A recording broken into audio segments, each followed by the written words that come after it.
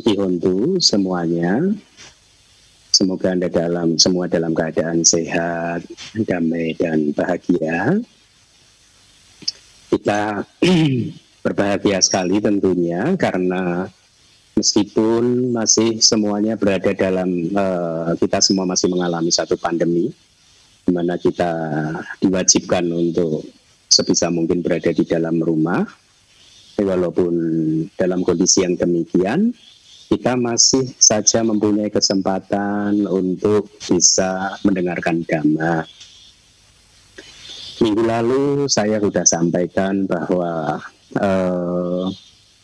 salah satu dari 38 berkat yang disebut kediaman di wilayah yang sesuai, atau dengan data lain, kalau Anda tinggal di tempat yang sesuai, artinya tempat yang sesuai, ada banyak definisi di kelas-kelas yang lalu yang sudah saya sampaikan.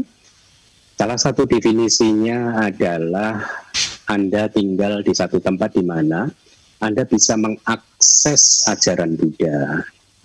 Anda tinggal di satu wilayah di mana nawangga satu sasana eksis atau bersinar, itu yang ada di kitab komentar. Mungkin sebagian besar dari Anda sudah mengetahui perjuangan saya untuk mempopulerkan pembelajaran kitab suci yang benar. Yang saya maksud pembelajaran kitab suci yang benar, kalau kami di Myanmar itu dididik oleh para guru kami, guru sayadaw kami, yang namanya kitab suci kita itu tidak hanya Tripitaka saja. Ya, tetapi ada kitab-kitab penjelasannya yang sering Anda dengar berubah, nama palinya adalah kitab Atakata dan kitab 3 atau kitab komentar dan kitab subkomentar. Jadi buat saya definisi dari kitab suci itu tidak hanya Tripitaka saja, tetapi juga mencakup 2 kitab yang lain, yaitu kitab komentar dan juga kitab komentar. Kenapa kitab komentar dan kitab subkomentar harus dimasukkan? Karena boleh dikatakan mustahil buat kita semua untuk memahami apa yang tertulis di dalam Tripitaka tanpa bantuan kitab komentar dan kitab subkomentar. Bahkan saya mengatakannya sangat mustahil, yaitu kan satu statement yang cukup kuat ya. Saya bisa memberikan banyak contoh, ya contoh-contoh juga sudah ada bagi Anda yang masih belum bisa menerima atau memahami kata-kata saya atau pernyataan saya ini. Anda bisa mendengarkan semua ceramah-ceramah saya di YouTube tentang Sutta Pitaka ya, bagaimana seringkali apa yang Anda baca itu ternyata tidak sesuai dengan apa yang dimaksud, baik itu oleh Buddha maupun oleh guru Atakata dan guru 3 atau guru kitab komentar dan guru kitab subkomentar. Perjuangan kita semua supaya apa, pembelajaran kitab suci yang demikian itu tersebar di seluruh Indonesia dengan 2 manfaat paling tidak yang saya lihat. Manfaat yang pertama adalah demi kekokohan agama kita, supaya agama Buddha ini stabil. Kenapa demikian? Karena semua ajaran sudah terbuka, begitu. Itu manfaat yang pertama. Manfaat yang kedua adalah demi kita semua yang mempelajarinya, ya. Karena apa yang kita pelajari ini akan menjadi satu berkat, yaitu berkat yang disebut tadi, kediaman di tempat atau wilayah yang sesuai, di mana di kelas yang lalu salah satu definisinya adalah Anda tinggal di satu tempat di mana Anda bisa mendengarkan nawangga satu sasana. Nawangga satu sasana atau bahasa Indonesianya adalah 9 faktor ajaran guru, 9 faktor ajaran Buddha. Itu adalah nama lain dari Tripitaka. Dan tadi saya katakan mempelajari Tripitaka tanpa kitab komentar dan subkomentar itu mustahil, begitu. Nah, jadi berkaitan dengan berkah yang berkediaman di tempat yang sesuai, maka ada satu pesan yang harus kita tangkap, yaitu bahwa di dalam kehidupan kita yang kali ini, ya, karena kelahiran kita sebagai manusia ini sangat sulit, maka kita harus pastikan, mumpung kita sudah lahir jadi manusia dan beragama Buddha, maka kita harus pastikan bahwa yang kita dengarkan itu adalah kata-kata yang ada di Tripitaka, kitab komentar dan kitab komentar. Jadi itu prolog dari saya. Nah, kita lanjutkan kelas kita pagi hari ini, ya. Ini adalah kelas yang ketiga dari rangkaian pembabaran Sutta Maha Manggala Sutta, ya. Dua kelas yang lalu sudah saya sampaikan, ya. Sekarang saya akan melanjutkan ke apa yang tercantum di dalam kitab komentar dan kitab subkomentar lainnya, ya. Sekali lagi, kalau Anda tidak membaca kitab komentar dan kitab subkomentar, maka Anda akan banyak kehilangan kesempatan untuk mendengarkan penjelasan-penjelasan seperti yang akan saya sampaikan ini, gitu. Nah, kita langsung saja mulai slide yang pertama, 6 hal yang tiada tara. Ya, yang kedua lagi, next. 6 hal yang tiada tara, next slide. Ya, minggu lalu sudah saya jelaskan 2 yang pertama, kemudian kita langsung saja mulai nomor 3, yaitu perolehan yang tiada tara, ya. Laba, Anda itu lihat bahasa Palinya ada nama labanya. Laba itu bisa juga berarti keuntungan juga bisa, atau bahasa Indonesia juga mengadopsinya menjadi kata laba, begitu ya. Nah, di sini guru kita di masa lalu menjelaskan ada perolehan yang tiada tara, dengan kata lain juga ada perolehan yang tidak tiada tara. Lalu yang tidak tiada tara itu yang mana, gitu. Di kitab komentar dijelaskan bahwa kalau Anda memperoleh batu permata, ya, atau memperoleh intan, kemudian berlian, katakanlah kalau di zaman modern, ataupun perolehan-perolehan keduniawian Anda, mungkin bisnis Anda lancar, mendapatkan banyak rezeki, banyak uang, banyak properti, itu menurut guru Atthakatha bukan perolehan yang tiada tara. Ya, itu adalah perolehan yang biasa-biasa saja, ya. Lalu apa yang disebut sebagai perolehan yang tiada tara? Inilah yang harus kita kejar sebenarnya, ya. Perolehan yang tiada tara disebutkan adalah 7 macam harta kekayaan seorang Arya, ya. Inilah yang disebut sebagai perolehan yang tiada tara. Arya itu makhluk yang mulia, makhluk yang suci, ya, Sotapanna, Skadagami, Anagami, Arahat. Jadi mereka mempunyai 7 macam harta kekayaan, gitu. Apa saja 7 itu? Yaitu saddha. Keyakinan mereka terhadap Buddha, Dhamma, dan Sangha itu sangat kuat dan tidak tergoyahkan. Ya, sejak mereka menjadi seorang Sotapanna, maka saddha mereka terhadap Tiratana sudah tidak tergoyahkan lagi. Beda dengan seorang Putujana yang keyakinannya masih goyah, ya. Kadang keyakinan Anda untuk berbuat baik juga masih goyah, keyakinan Anda untuk mempelajari kitab suci juga masih goyah dengan berbagai argumen, misalkan ini apa benar diajarkan oleh Buddha, ini dan itu dan lain sebagainya, begitu. Kemudian harta kekayaan Arya yang berikutnya adalah sila, morality atau akhlak, ya. Akhlak mereka itu sangat kokoh. Jadi dikatakan seorang Sotapanna bahkan tidak bisa melanggar lagi 5 sila. Kemudian yang ketiga adalah hiri, yaitu malu untuk berbuat jahat. Kemudian ketakutan juga untuk melakukan kejahatan. Itu adalah harta kekayaan yang keempat. Kemudian sutta. Nah, ini yang menarik. Sutta di sini bukan T-nya 2, tetapi T-nya 1. Sutta. Sutta itu past participle, artinya telah mendengar. Ya, bahasa Pali artinya telah mendengar, tapi dalam konteks ini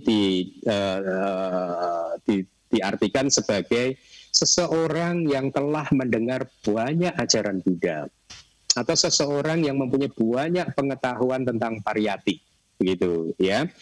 Jadi lihat bahwa mempunyai banyak pengetahuan tentang pariyati pun itu adalah satu harta kekayaan para Arya. Jadi Anda tidak rugi sebenarnya untuk mempelajari kitab suci di kelahiran yang sekarang, begitu ya. Nah, yang berikutnya adalah caga. Caga itu mirip seperti kemurahan hati, mirip seperti dana. Jadi ini kemurahan hati ketika kita melepaskan sesuatu yang menjadi kepemilikan kita dan lain-lain, ya. Kemudian yang terakhir adalah panya, kebijaksanaan. Jadi inilah yang disebut sebagai perolehan yang tiada tara. Perolehan yang lain bukanlah perolehan yang tiada tara. Anda memperoleh mobil, rumah, dan lain sebagainya, itu bukan perolehan yang tiada tara. Kemudian yang nomor 4 adalah pelatihan yang tiada tara. Ya, dikatakan di dalam kitab komentar kalau kita berlatih seni, ya, ataupun juga kita berlatih bagaimana untuk kalau di masa lalu untuk menundukkan gajah, untuk menundukkan kuda dan lain-lain, itu bukanlah pelatihan yang tiada tara, gitu ya. Lalu pelatihan yang tiada tara itu apa? Pemenuhan latihan dalam kaitannya dengan tiga latihan, yaitu sila, samadhi, panya. Ya, jadi kalau bahkan mungkin Anda latihan olahraga ini, olahraga itu, menurut para guru di masa lalu itu bukan pelatihan yang tiada tara, tetapi pelatihan Anda untuk memperkokoh sila Anda, samadhi Anda, konsentrasi Anda, kemudian panya atau kebijaksanaan Anda, itu adalah pelatihan yang tiada tara. Kemudian yang nomor 5 adalah pelayanan yang tiada tara. Disebutkan di dalam kitab komentar kalau seseorang di zaman dulu atau kita melayani orang lain, ya, kalau di kitab komentar disebutkan pelayanan terhadap kesatria, artinya raja atau keluarga raja, itu bukan pelayanan yang tiada tara gitu. Kalau zaman modern mungkin Anda melayani tokoh atau mungkin bahkan pimpinan organisasi ini, organisasi itu, atau bahkan melayani pimpinan negara, itu bukan pelayanan yang tiada tara gitu. Lalu pelayanan yang tiada tara itu tiada bandingannya gitu ya, yang paling hebat gitu. Pelatihan yang tiada tara adalah pelayanan, yaitu pelayanan kita kepada Tiratana, ya, kepada 3 permata. Itulah yang disebut pelayanan yang tiada tara. Yang keenam adalah ingatan yang tiada tara. Jadi dikatakan bahwa ingatan kita terhadap, katakanlah kalau di masa lalu disebutkan, ingatan kita terhadap seorang kesatria atau seorang raja dan lain-lain, itu bukan ingatan yang tiada tara. Atau mungkin ingatan Anda yang berkaitan dengan keduniawian itu bukan ingatan tiada tara gitu ya. Tetapi ingatan terhadap kualitas-kualitas Tiratana, 3 permata, itulah ingatan yang tiada tara gitu ya. Jadi mulai sekarang Anda juga harus menghafalkan Buddha Nusati, Dhamma Nusati, Sangha Nusati ya. Berikut Pali dan juga terjemahannya, karena itu adalah ingatan yang tiada tara gitu. Kemudian selanjutnya adalah next slide. Ya, ini adalah berkat yang berikutnya yang ada di layar itu, yaitu kebajikan yang telah dilakukan di masa lalu. Itu dijelaskan di layar. Kebaikan yang dimaksud adalah kebaikan yang telah diakumulasi di kelahiran yang lampau, ya, yang merujuk pada, nah ini yang mungkin kita sering miss, kita sering gagal untuk memahami dengan benar. Jadi ternyata kata menulis secara spesifik ini adalah kebajikan yang telah diakumulasi di kelahiran siapapun di masa lalu, yang merujuk pada para Buddha, Paceka Buddha, dan mereka yang noda batinnya telah dihancurkan. Itu adalah berkat. Mereka yang noda batinnya telah dihancurkan itu adalah julukan untuk seorang arahat. Jadi kalau Anda sudah pernah melakukan kebajikan terhadap Buddha, Paceka Buddha, dan para arahat, maka itu adalah berkat gitu ya. Kita sering mendengarkan, bahkan di zaman modern ini ada juga cerita-cerita guru meditasi yang bisa mengingat kehidupan lampaunya, bagaimana mereka melakukan kebajikan terhadap Buddha Gautama gitu ya. Dan itulah mengapa mereka di dalam kehidupannya kali ini itu paling tidak itu sudah mempraktekkan sila dan samadhi dengan baik gitu ya, jhana dengan baik gitu, karena juga mereka sudah melakukan berkat yang ini gitu ya. Jadi dijelaskan di kitab komentar demikian.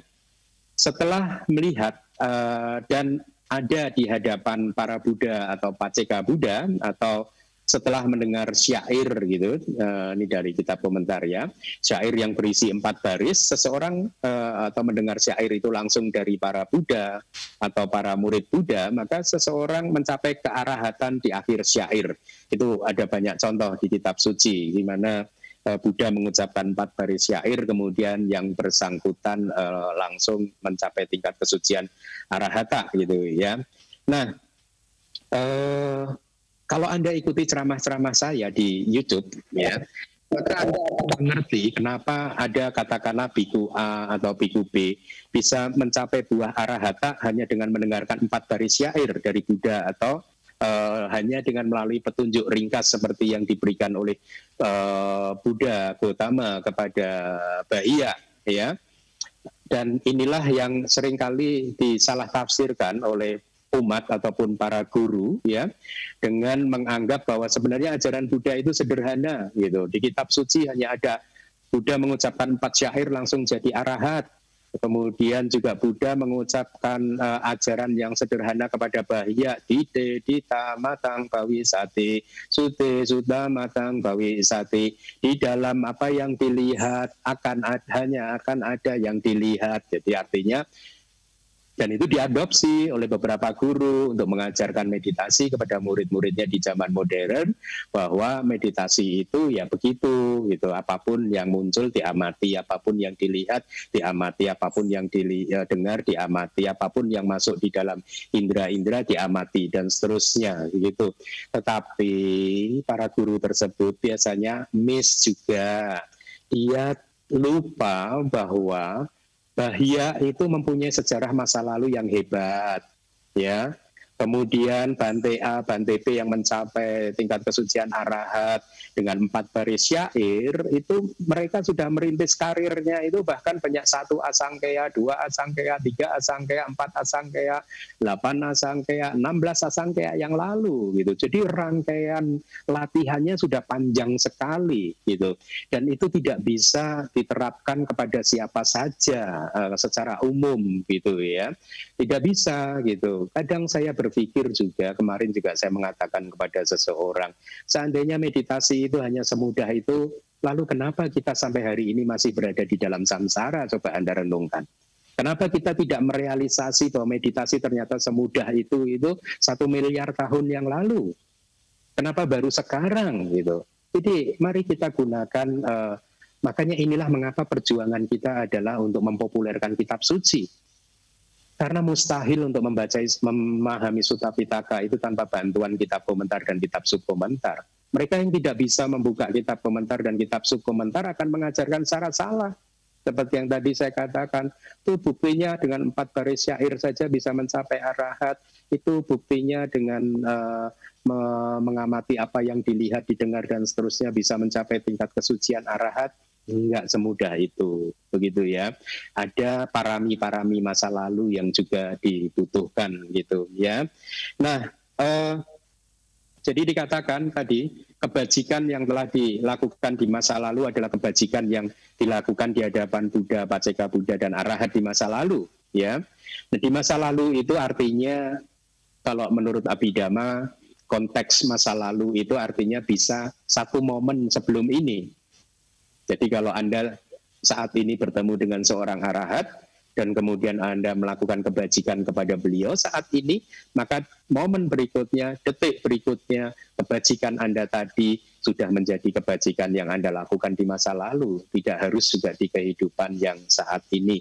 Oleh karena itu kalau Anda bertemu dengan seseorang yang mungkin gitu ya, diduga adalah seorang Arya, seorang arahat, segeralah lakukan kebajikan ya. Kemudian penjelasan dari kitab adalah begini. Jadi ini juga yang harusnya kita contoh, dan itu selalu saya ajarkan kepada murid-murid di IBS gitu ya, yaitu untuk mengucapkan aspirasi setelah Anda melakukan kebajikan. Dan ternyata di dalam kitab komentar dari Manggala Sutta yang tentang kebajikan yang telah dilakukan di masa lalu adalah ketika seseorang sudah melakukan kebajikan kepada Buddha, Paceka Buddha, dan juga kepada arahat, mereka mengucapkan aspirasi gitu. Mereka mengucapkan aspirasi di masa lalu merujuk pada seseorang saya batasi aspirasi yang kita ucapkan ketika seseorang bertemu dengan Buddha, Paceka Buddha, dan Arahat. Nah, aspirasi ini juga Anda bisa lakukan, kita bisa lakukan, dan saya sering melakukannya ketika saya selesai melakukan satu kebajikan di hadapan Buddha Rupang, begitu ya. Nah, dikatakan bahwa manusia yang telah mengucapkan aspirasi di masa lalu, ya, dan dia memiliki akar-akar yang berlimpah, artinya mempunyai kebajikan-kebajikan yang berlimpah. Mungkin kalau menurut Abhidhamma ini adalah kebajikan yang 3 akar, begitu, yang berlimpah, ya. Dia berbuat baik seperti berdana dan lain-lain, gitu. Dikarenakan oleh akar yang baik tersebutlah, akar yang baik itu akloba, dosa, moha, gitu. Setelah menghasilkan pandangan terang, artinya setelah merealisasi pengetahuan vipassana atau vipassana nyana, dia mencapai kehancuran noda batin atau dia mencapai tingkat kesucian arahat, gitu. Contohnya di kitab komentar diberikan seperti Raja Mahakapina, gitu ya, dan permaisurinya, ya. Oleh karena itulah yang hendaknya dipahami tentang kebajikan di masa lalu. Next slide. Ya. Jadi slide berikutnya, pengarahan diri sendiri dengan benar. Jadi ini adalah berkat yang berikutnya. Jadi ini juga penting, Anda bisa melakukannya setiap saat. Anda dengarkan penjelasan dari kitab komentar, coba. Jadi lihatlah penjelasannya adalah seseorang katakanlah masih merasa mempunyai akhlak yang buruk, moralitas yang buruk, sila yang buruk, gitu ya. Saya lebih suka loh sebenarnya menerjemahkan sila itu sebagai akhlak. Kalau Anda baca Kamus Besar Bahasa Indonesia, akhlak itu lebih cocok untuk sila daripada moralitas. Anda coba lihat KBBI, begitu ya.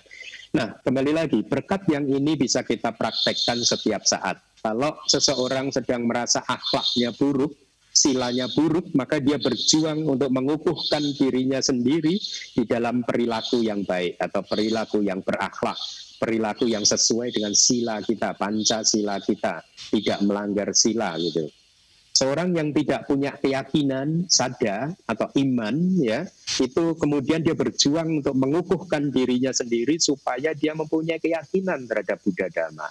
Atau seorang yang tahu bahwa saya masih kikir, maka dia berjuang untuk mengalahkan kekikirannya untuk kemudian menjadi orang yang murah hati, gitu. Itulah yang disebut berkat ini, mengarahkan diri kita sendiri dengan benar, gitu. Lalu apa alasannya bahwa hal tersebut disebut berkat, gitu? Karena hal tersebut bisa menjadi sebab untuk pelenyapan kebencian yang berkaitan dengan kehidupan saat ini, ya.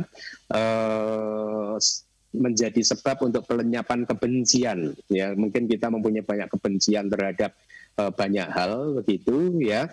Maka mengarahkan diri sendiri dengan benar menjadi sebab untuk menghancurkan, melenyapkan kebencian tersebut, gitu. Dan juga kehidupan yang akan datang juga, ya. Kalau Anda terus berjuang seperti ini, ya, ini kan seperti ditiju kama, gitu ya. Salah satu dari 10 kama baik untuk juga meluruskan pandangan-pandangan mirip-mirip, kan. Itu salah satu variasinya, begitu.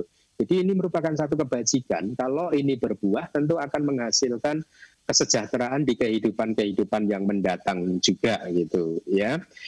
Serta menjadi sebab untuk pencapaian kebaikan. Itu kata dari kitab komentar. Pencapaian kebaikan itu salah satunya ya pencapaian jana, ya. Jadi kondisi untuk pencapaian jana, maga, pala, dan nibbana, gitu. Nah, jadi di bait ini 3 syair sudah disampaikan, yaitu kediaman di wilayah yang sesuai, kemudian kebajikan yang telah dilakukan di masa lalu, dan pengarahan diri sendiri dengan benar. Jadi mari kita kemudian lanjutkan ke yang berikutnya. Berkat yang berikutnya adalah banyak pengetahuan, ya. Mempunyai keterampilan juga itu adalah berkat. Mempunyai disiplin yang dilatih dengan baik itu pun juga berkat, dan juga kata-kata yang kita ucapkan dengan baik itu pun juga adalah berkat. Next, ya.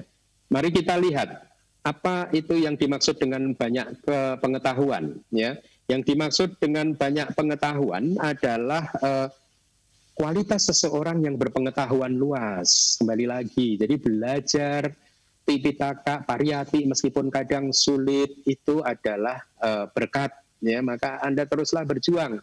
Meskipun nanti ada dijelaskan juga pengetahuan yang bersifat keduniawian, seperti kalau Anda yang insinyur katakanlah mempunyai pengetahuan tentang engineering, maka itu pun juga berkat. Anda yang dokter mempunyai pengetahuan tentang kedokteran, itu juga berkat gitu ya. Nah, kemudian apa yang dimaksud dengan keterampilan, yaitu ulet dan rajin bekerja atau berusaha ya. Di sini merujuk kepada kerajinan tangan gitu ya. Kemudian disiplin adalah disiplin dalam hal tindakan, perbuatan tubuh kita, kemudian ucapan melalui mulut kata-kata kita ya, dan juga pikiran. Kita harus disiplinkan ketiga-tiganya tersebut. Kalau kita mempunyai hal tersebut, maka kita sudah memiliki berkat ya. Dan saya harap Anda masih ingat definisi berkat atau manggala adalah sesuatu yang membawa kesejahteraan ya, pertanda baik begitu. Kalau Anda melakukan berkat ini, maka satu pertanda baik yang sudah muncul Anda di dalam kehidupan Anda gitu. Nah, kitab komentar juga menjelaskan maknanya yang saya rasa harus juga Anda pahami dengan baik. Apa yang disebut dengan banyak pengetahuan atau bahu sacang gitu ya. Dikatakan bahu sacang nama gitu. Yang tang sutak daro hoti sutak sani cayoti. Saya sengaja sebutkan bahasa Palinya supaya Anda tambah yakin bahwa ini benar-benar ajaran yang diajarkan oleh para guru ada kata di masa lalu.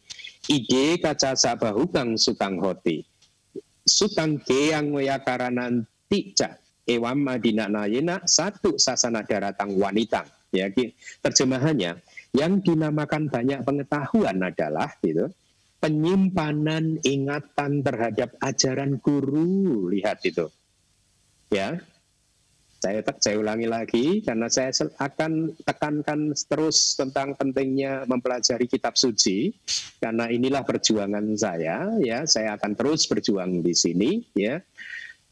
Banyak pengetahuan, salah satu definisinya adalah suta daro hoti suta sanicayo ya, yaitu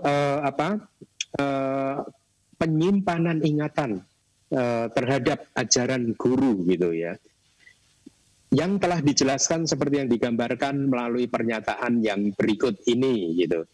Dia ingat apa yang telah dipelajari, artinya Anda ingat apa yang telah Anda pelajari gitu ya. Ini kan mirip dengan para pelajar atau murid-murid abidama saya kan, yang selalu saya minta mereka untuk menghafal apa yang sudah dipelajari begitu. Dalam hal suta pun juga sebaiknya begitu, Anda menghafal apa yang suta apapun yang sudah Anda pelajari, tapi sekali lagi sesuai dengan apa yang diajarkan oleh guru Atakata dan guru Ika gitu. Dia mengumpulkan apa yang sudah dipelajari. Kalau Anda melakukan ini, maka Anda juga mendapatkan satu berkat gitu. Dan di sini wahai para biku, seseorang yang telah banyak belajar, ya itu lihat, banyak belajar apa? Disebutkan di sini, yaitu khotbah, prosa, campuran eksposisi atau suta, geyang, weyakaranang, dan lain sebagainya, yang tidak lain adalah nawangga satu sasanang atau 9 faktor ajaran guru, atau itu adalah nama lain dari Tipitaka gitu ya. Jadi lihat, banyak pengetahuan adalah banyak pengetahuan tentang nawangga satu sasana. Ya. Nah, kemudian ya mungkin saya akan bertanya kepada Anda, coba Anda renungkan dan kemudian Anda jawab sendiri pertanyaan saya ini di dalam hati. Mungkin Anda sudah menjadi manusia yang lebih beruntung dari saya, karena Anda mungkin di dalam kelahiran Anda kali ini, sejak lahir Anda sudah beragama Buddha. Dan itu berbeda dengan saya, karena saya bertemu dengan ajaran Buddha itu baru menjelang umur 30, sangat terlambat ya, sangat tidak beruntung karena usia saya sudah masuk ke usia 30, sehingga waktu untuk belajar dan juga waktu untuk berlatih itu tidak sepanjang Anda. Tetapi pertanyaan Anda yang sudah lahir sejak lahir beragama Buddha, Coba Anda jawab, apakah yang selama ini Anda pelajari itu adalah benar-benar ajaran Buddha yang ada di Tipitaka, kitab komentar, dan kitab subkomentar? Coba Anda renungkan pengalaman masa lalu Anda, dan kemudian Anda cocokkan, Anda jawab, dan kemudian Anda analisa sesuai dengan Manggala Sutta ini. Gitu. Nah, selanjutnya, mari pesan saya, tekunlah belajar Tipitaka, gitu ya. Mumpung lahir sebagai manusia. Mereka yang saat ini makhluk-makhluk yang lahir di 4 apaya, di alam peta, bantu kelaparan, setan, binatang, dan juga neraka, bahkan mereka nggak mempunyai kesempatan untuk mempelajari Tipitaka. Kenapa? Boeing, nggak ada waktu, sibuk mereka.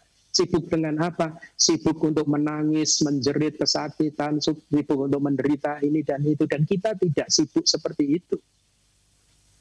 Kelahiran kita kali ini sebagai manusia banyak mengalami kenyamanan, kebahagiaan yang harusnya itu menjadikan satu kondisi buat kita untuk semakin bertekad mempelajari kitab suci, karena manfaatnya yang besar tidak hanya buat kehidupan kali ini, tapi juga buat kehidupan yang mendatang. Next slide. Ini ada kata-kata dari Anggutara Nikaya. Wahai para biku, seorang murid suci yang terpelajar meninggalkan dhamma yang tidak baik, mengembangkan dhamma yang baik, meninggalkan dhamma yang bernoda, mengembangkan dhamma yang tanpa noda, menjaga dirinya sendiri dalam kemurnian. Coba, seandainya Anda tidak mempunyai kitab komentar dan kitab subkomentar, Anda memahami kutipan sutta tersebut bagaimana? Ya, apa yang Anda pahami dengan perbuatan baik? Ya, saya pernah mengatakan di kelas di DBS, saya percaya bahwa sesungguhnya semua orang itu mempunyai niat untuk selalu berbuat baik, siapapun itu. Bahkan hewan pun juga mempunyai niat untuk berbuat baik. Mereka yang di dalam apaya, siapapun, makhluk siapapun dan dimanapun, pikirannya adalah ingin selalu berbuat baik. Dengan agama apapun, tidak hanya monopoli orang yang beragama Buddha. Agama-agama tetangga juga mereka mengajarkan perbuatan baik. Ya, nah tetapi masalahnya adalah kalau katakanlah di bumi ini ada 7 miliar manusia, maka bisa jadi bayangkan saja akan ada 7 miliar definisi perbuatan baik. Masing-masing orang mempunyai definisinya sendiri-sendiri terhadap perbuatan baik. Ya. Dan Anda bisa melihat di dalam lingkungan sekeliling kita atau melalui berita-berita yang kita lihat, kita baca, bahwa banyak pertengkaran, banyak percekcokan, banyak pertempuran. Itu semua terjadi sesungguhnya juga karena kedua belah pihak ingin sama-sama berbuat baik. Ya, jadi lihatlah. Sekali lagi, tanpa bantuan kitab komentar dan kitab subkomentar, lalu bagaimana Anda memahami kutipan sutta di atas? Ya, nah sutta ini dikutip di dalam kitab komentar dari Manggala Sutta, dan kalau Anda ingin tahu apa itu perbuatan baik dan perbuatan tidak baik, Anda harus memahami Abhidhamma. Di sana dikupas dengan sangat jelas, yang baik itu seperti apa, yang tidak baik itu seperti apa, yang bernoda itu seperti apa, yang tanpa noda itu seperti apa. Saya tidak akan menjelaskannya di sini karena memang kitab komentar di Manggala Sutta tidak menyampaikan apapun gitu, dan saya rasa kita manfaatkan waktu itu untuk membaca apa yang ada di kitab komentar yang berikutnya gitu ya. Next slide.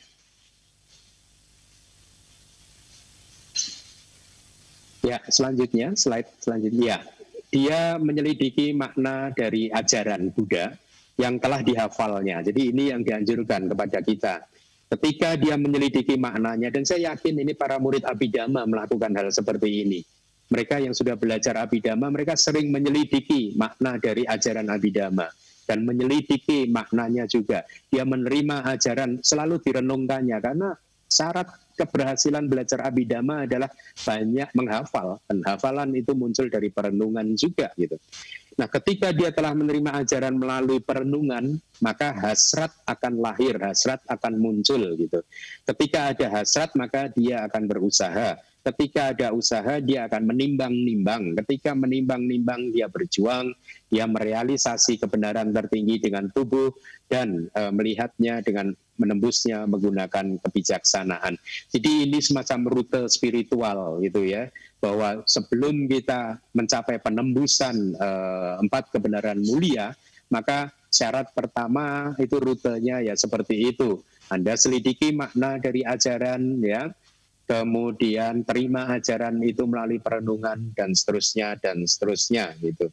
Dan kitab komentar juga memberikan penjelasan bagi perumah tangga, banyak pengetahuan itu berarti adalah mempunyai banyak pengetahuan yang bersifat sekuler ya, keduniawian, yang berbeda dengan pencapaian jana maga pala begitu, tapi yang tidak tercela gitu. Ya, Anda mempunyai banyak pengetahuan tapi yang tidak tercela, itu kata kitab komentar. Jadi itu pun juga kitab kata guru kitab komentar mengatakan itu pun adalah juga sebagai berkat. Alasannya apa? Alasannya adalah karena pengetahuan Anda tersebut, pengetahuan sekuler Anda tersebut juga membawa kesejahteraan dan kebahagiaan gitu ya.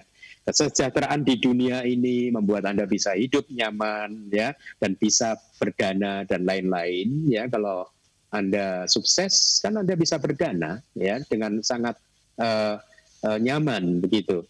Kemudian juga membawa kesejahteraan di dunia setelah ini. Kenapa? Karena kalau Anda sukses, Anda banyak berdana, atau yang dokter banyak menolong orang, maka Anda akan dikatakan telah melakukan kebajikan yang akan bermanfaat untuk kelahiran-kelahiran yang mendatang.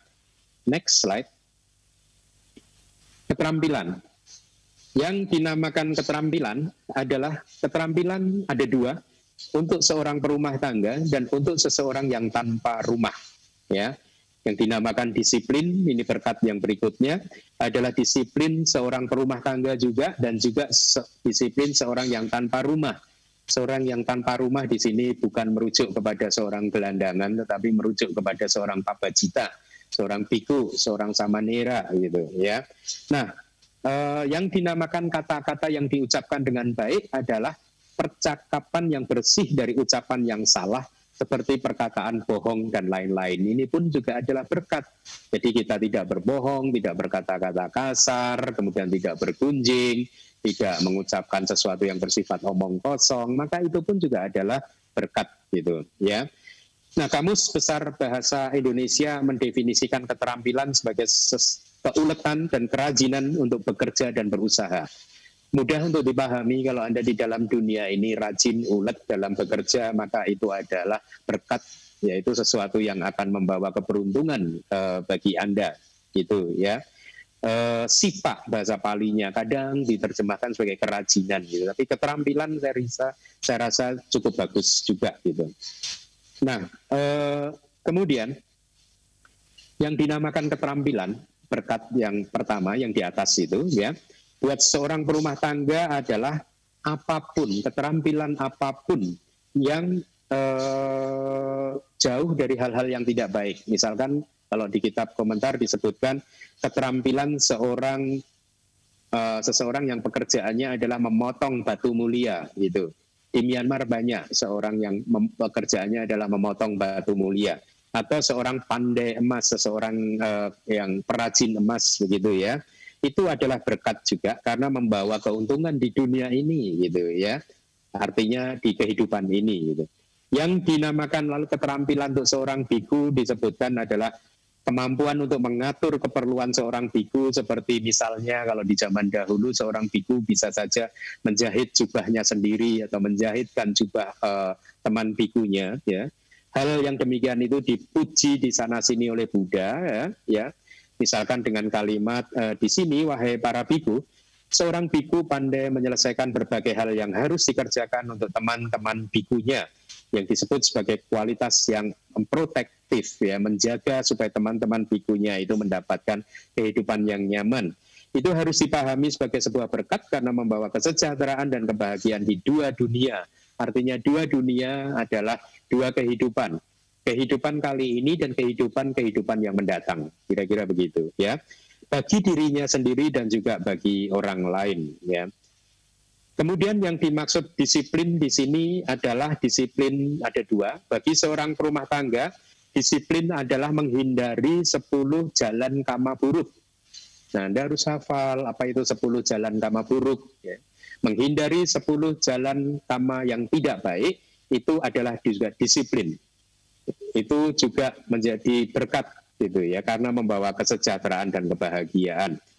Kalau untuk seorang biku, disiplin adalah tidak melakukan pelanggaran yang dinamakan 7 jenis pelanggaran, atau ini adalah kata lain dari Patimokkha, peraturan-peraturan kebikuan yang ada 227 tersebut gitu ya. Atau juga seorang biku harus bersih dalam catuk paritsudi sila atau akhlak, kemurnian akhlak, 4 kemurnian akhlak gitu, yang itu sangat teknis hanya untuk biku ya. Saya tidak akan jelaskan itu di sini gitu. Nah, dikatakan bahwa ketika seseorang sudah kokoh di dalam sila-silanya, maka jalur untuk mencapai tingkat kesucian arahat itu menjadi lancar gitu. Dan dikatakan bahwa seorang mencapai tingkat kesucian arahat hanya setelah dia itu kokoh di dalam sila-silanya. Itu kata-kata dari kitab komentar. Maka sila itu penting sekali ya. Anda tadi sudah mengambil 5 sila, Anda praktekkan itu, karena itu adalah satu berkat gitu ya. Nah, kemudian kata-kata yang diucapkan dengan baik itu adalah kata-kata yang kalau di teks itu begini, sesuatu yang diucapkan dengan baik adalah sesuatu yang terbaik ya. Orang yang baik berkata begini, berbicaralah tentang dhamma, bukan tentang agama gitu. Jadi berbicaralah selalu tentang dhamma, bukan yang bukan dhamma, bukan yang tidak sesuai dengan kitab suci, begitu maksudnya. Berbicaralah sesuatu yang hanya menyenangkan, ya, bukan yang tidak menyenangkan. Berbicaralah tentang kebenaran, bukan kebohongan. Maka itulah yang disebut sebagai kata-kata yang diucapkan dengan baik. Nah, jadi 4 berkat juga telah disampaikan melalui syair ini, ya, yaitu banyak pengetahuan, keterampilan, disiplin yang telah dilatih dengan baik, dan kata-kata yang diucapkan dengan baik, gitu ya. Nah, dan keadaan mereka sebagai berkat juga telah dijelaskan oleh Guru Atta Kata. Mari kita lanjutkan ke slide berikutnya. Yang berikutnya adalah pelayanan terhadap ibu dan ayah. Nah, ini untuk anak-anak, untuk kita semua. Kalau Anda masih mempunyai orang tua, maka dengarkanlah nasihat Buddha. Melayani orang tua kita itu adalah berkat. Perlakuan yang baik pada anak dan istri, ya, ini berkaitan dengan penanya minggu lalu, ya. Jadi anak dan istri pun juga harus diperlakukan dengan baik oleh suami, ya. Dan pekerjaan yang tidak membingungkan, itulah berkat yang utama, gitu. Nah, yang dimaksud dengan pelayanan di kitab komentar menjelaskan memberikan bantuan kepada orang tua kita, ya, dengan membasuh kaki-kaki mereka, memijat mereka, menggosok-gosok tubuh mereka yang sudah tua, sudah renta, memandikan mereka, gitu. Saya mempunyai pengalaman dulu waktu papa saya sebelum meninggal dunia. Salah satu adik saya itu rajin memandikan papa, persis sebelum saat-saat dia sudah tidak bisa apa-apa, dan saya sangat memujinya. Benar-benar dia memandikan orang tuanya, papa itu seperti memandikan anaknya sendiri. Jadi ini satu perbuatan yang baik gitu, yang bahkan saya pun tidak mendapatkan kesempatan untuk melakukannya gitu, ya. Nah, kemudian menyediakan 4 kebutuhan pokok buat mereka. Artinya 4 kebutuhan pokok itu menyediakan rumah yang baik untuk orang tua kita, makanan yang cukup, obat-obatan, kemudian pakaian gitu. Ya, mirip dengan sangga, ya. Di sini, oleh karena ibu dan ayah adalah orang yang sangat berjasa buat kita semua, mereka yang penuh belas kasih, coba Anda renungkan ini, ya, selalu mengharapkan kita, anak-anaknya itu dalam keadaan baik, itulah orang tua, ya.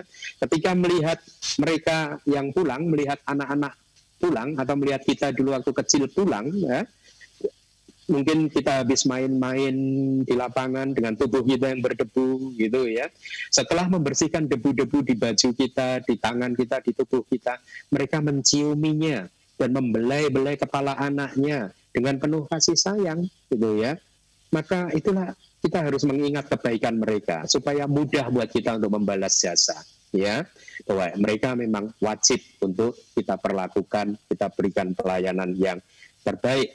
Bahkan Buddha mengatakan walaupun selama 100 tahun anak-anak membawa ibu dan ayahnya di atas kepala, ya, di atas kepala gitu, kemudian kita ajak pergi berkeliling, mereka tetap saja, anak-anak itu tetap saja tidak akan mampu untuk membayar lunas jasa atau budi baik yang telah dilakukan oleh orang tua kepada anak-anaknya.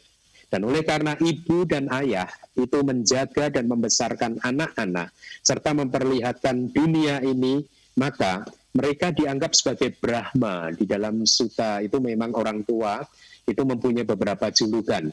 Salah satunya adalah Brahma. Kenapa orang tua disebut sebagai Brahma? Karena orang tua itu mempunyai kualitas Brahma. Apa sih kualitas Brahma? Ya Brahma Wihara, yaitu metta, karuna, mudita, upeka. Mari kita ingat-ingat budi baik orang tua kita. Ya, betapa mereka punya metta kepada kita. Kita tidak bisa memungkirinya.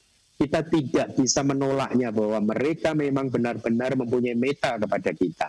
Apa sih metta kepada kita? Yaitu senantiasa mengharapkan kita untuk bahagia. Mereka hanya mengharapkan kita ini anak-anaknya bahagia, ya. Kemudian orang tua juga mempunyai kualitas karuna terhadap anak-anaknya, ya. Saya katakan terhadap anak-anak, ya, tidak terhadap universal semua makhluk, ya. Terhadap anak-anaknya mereka mempunyai karuna. Karuna itu apa sih? Karuna itu adalah satu faktor mental yang bisa menggetarkan hati kita ketika melihat seseorang sedang berada dalam kesulitan ataupun penderitaan. Orang tua ketika melihat anak-anaknya berada dalam kesulitan dan penderitaan, pasti mereka bergetar hatinya.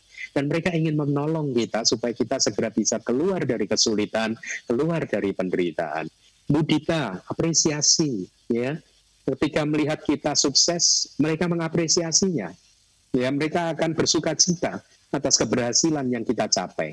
Coba Anda lihat, setiap kali Anda melaporkan keberhasilan kepada orang tua Anda, selalu mereka, saya yakin orang tua akan selalu mengapresiasinya. UPK itu ketenangan, keseimbangan, ya. Bagaimana orang tua mempunyai UPK terhadap anak-anaknya? Kalau di kitab di sutta dijelaskan, ketika Anda dulu semua menikah, orang tua Anda melepaskan Anda pada akhirnya, mungkin berat pada awalnya, tetapi pada akhirnya dia mengizinkan Anda untuk keluar dari rumah orang tua untuk tinggal bersama dengan pasangan Anda. Mereka menerimanya dengan tenang, seimbang. Nah, karena alasan-alasan tersebutlah orang tua mempunyai kualitas Brahma Wihara, metta, karuna, mudita, upeka, maka orang tua juga dijuluki untuk anak-anaknya, orang tua adalah seorang Brahma gitu. Nah, orang tua juga disebut sebagai guru yang pertama. Itu julukan lain dari untuk orang tua bagi anak-anaknya. Guru kita yang pertama itu adalah orang tua kita. Dulu kita tidak bisa berbuat apa-apa, bahkan mandi sendiri tidak bisa. Mereka mengajarkan kepada kita bagaimana membersihkan tubuh kita sendiri. Ya. Dulu kita tidak bisa mengambil makanan sendiri, orang tua mengajarkan kepada kita untuk belajar, untuk bisa mandiri dalam hal makan. Dulu kita tidak bisa mengucapkan kata-kata A, B, C, saya, Anda, dan lain sebagainya. Orang tualah yang pertama-tama mengajarkannya kepada kita. Dulu kita tidak bisa berjalan, orang tualah yang pertama-tama mengajarkan kita untuk berjalan. Sampai kita menjadi orang yang seperti hari ini. Orang yang sukses, ya. Orang yang mungkin secara fisik tidak cacat ini dan itu, karena saya sering membayangkan kalau ada anak berani sama orang tua dengan mengatakan karena orang tua saya jahat Bante, saya selalu mengatakan, Anda coba bayangkan kalau pernyataan Anda itu benar, pasti Anda tidak akan sesehat sekarang loh, ya. Sejak Anda di dalam kandungan mama Anda, mungkin kandungannya akan dibentur-bentur kan, supaya Anda lahir cacat. Ya, Anda tidak diberi cukup makanan sehingga Anda menjadi kurang gizi dan lain sebagainya. Jadi statement bahwa orang tua jahat itu completely wrong gitu ya. Itu muncul karena melihat satu sisi saja tetapi tidak melihat sisi kebaikan secara keseluruhan dari orang tua kita gitu ya. Nah, jadi melayani, berikanlah dengan mengingat segala kebaikan yang sudah mereka lakukan tersebut, maka kita hendaknya memberikan yang terbaik buat orang tua kita gitu. Saya sering berceramah juga menyampaikan di dalam ceramah-ceramah di DBS betapa kadang saya beberapa kali melihat nasib orang tua itu yang agak dalam tanda kutip tragis. Tragisnya kenapa? Banyak orang tua itu sebenarnya yang saya dengar paling tidak dulu ketika saya masih kecil gitu, orang tua atau mereka saling bicara sesama orang tua dengan mengatakan bahwa kita punya anak banyak supaya nanti hari tua kita tidak kesepian. Tetapi pada faktanya, kenyataannya ya, ketika kita anak-anak sudah dewasa, mereka meninggalkan orang tuanya dan orang tuanya tinggal sendirian. Mau punya anak 5, mau punya anak 6, 7, saya sering melihat semua anak tersebut tinggal di rumah masing-masing bersama dengan pasangannya. Dan orang tuanya juga tidak nyaman untuk tinggal bersama mertua, begitu. Anaknya juga tidak nyaman untuk mengajak pasangannya tinggal dengan orang tuanya karena ingin menjaga pasangannya, ingin menjaga istri atau suaminya. Jadi akhirnya orang tua tinggal sendirian dan anak pun sibuk dengan kesibukannya masing-masing, memfokuskan pada urusan katakanlah bisnisnya sendiri ataupun juga anak dan istrinya sendiri. Dan mereka lupa untuk memperhatikan orang tuanya yang sudah tua, yang tinggal sendirian, yang membutuhkan bantuan, yang bisa saja berisiko tengah malam tiba-tiba mengalami serangan jantung dan tidak ada orang di sekelilingnya, dia minta tolong, teriak-teriak, tetapi di dalam rumah tidak ada satupun anak-anaknya yang tinggal bersamanya, dan bisa jadi dia akhirnya meninggal dunia dalam keadaan seperti itu. Bukankah itu satu kehidupan yang tragis? Oleh karena itu saran saya, apabila Anda masih mempunyai orang tua, ya, mulai sekarang praktekkanlah berkat yang ini, yaitu pelayanan terhadap ibu dan ayah. Berikan yang terbaik kepada mereka. Ucapkan, "Ma, Pa, I love you. Saya benar-benar mencintai Mama, benar-benar mencintai Papa." Mumpung Anda masih bisa bertemu dengan mereka untuk mengucapkan kata-kata tersebut, mumpung mereka masih mempunyai telinga untuk mendengarkan kata-kata yang indah tersebut dari mulut Anda. Oleh karena itu, setelah kelas ini nanti selesai, teleponlah mereka dan katakanlah, "Ma, Mama baik, Papa baik, sehat, ya. I love you, Ma. I love you, Pa." Dengan demikian, ya terus Anda lakukan itu, rawat orang tua Anda, dan Anda pun mendapatkan berkat yang diajarkan oleh Buddha. Baik, saya rasa karena waktu juga sudah sesuai dengan yang diberikan kepada saya, ya. Semoga apa yang saya sampaikan ini bisa memberikan Anda petunjuk untuk mengelola kehidupan Anda dengan cara yang lebih baik dan lebih positif lagi, ya. Seperti yang sudah saya sampaikan di ceramah tentang Manggala Sutta beberapa tahun yang lalu, yang videonya juga masih ada di YouTube. Saya mengatakan bahwa Manggala Sutta ini ada 38 berkat, itu sesungguhnya adalah amulet kita, jimat kita. Karena saya melihat umat Buddha masih mempunyai keyakinan-keyakinan yang tidak sesuai dengan Dharma.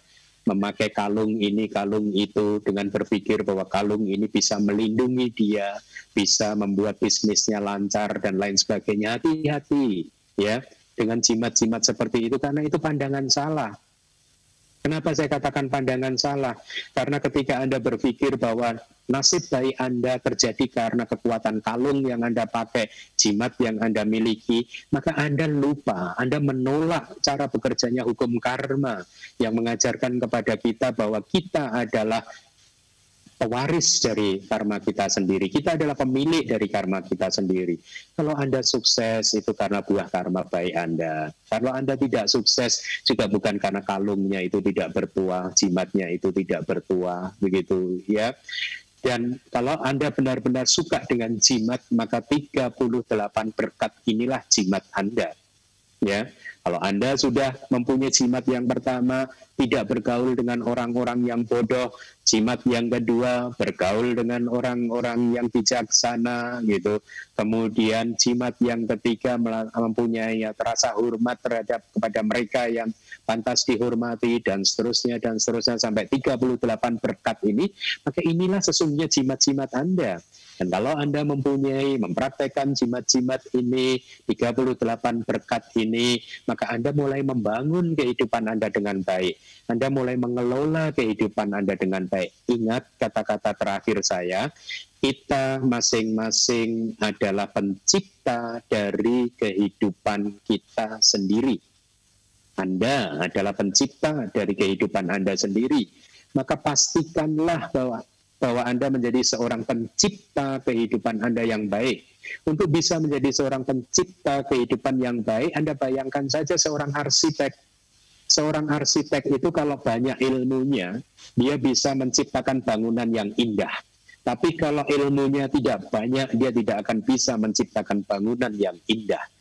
Sama dengan kita. Kalau kita mempunyai banyak pengetahuan tentang ajaran Buddha yang sesuai dengan kitab komentar dan kitab subkomentar, maka kita akan mampu untuk membangun kehidupan kita ini dengan indah. Mereka yang gagal membangun kehidupannya dengan indah bisa dipastikan adalah mereka yang tidak mempunyai pengetahuan tentang ajaran Buddha, dan mereka kemudian apalagi mempraktekannya. Ya, pengetahuan aja tidak punya, lalu bagaimana Anda mempraktekannya? Ya, ingat juga tidak Kama Wibangga Sutta, ya, ketika ada seorang anak muda yang bernama Subha bertanya kepada Buddha, Buddha, kenapa ada orang yang lahir pandai, pintar, cerdas, ada yang lahir bodoh? Kan jawaban Buddha adalah mereka yang lahir pandai, lahir bodoh, itu karena mereka di kehidupan masa lalunya setiap kali bertemu dengan biku, guru, tidak pernah mau bertanya. Maka akibatnya mereka lahir bodoh. Tetapi ingat, kitab komentar memberikan penjelasan yang sangat-sangat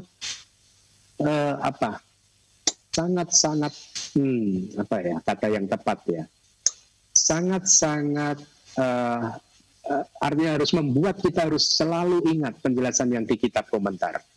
Penjelasannya begini. Gara-gara seseorang tidak pernah mau bertanya, maka dia tidak bisa membedakan mana yang baik dan mana yang tidak baik. Oleh karena itu akhirnya dia terbalik-balik. Apa yang baik dianggap buruk, apa yang buruk dianggap baik. Apa yang harusnya dilakukan tidak dia lakukan, apa yang harusnya tidak dilakukan malah dia lakukan, gara-gara dia tidak tahu, gara-gara dia tidak berpengetahuan.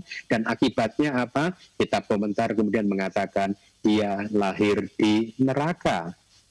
Kalau dirumuskan berarti gara-gara tidak pernah mau bertanya, akhirnya seseorang lahir di neraka. Tetapi dengan penjelasan yang seperti itu tadi runtutannya, ya. Oleh karena itu sekarang sesi Anda untuk bertanya, ya.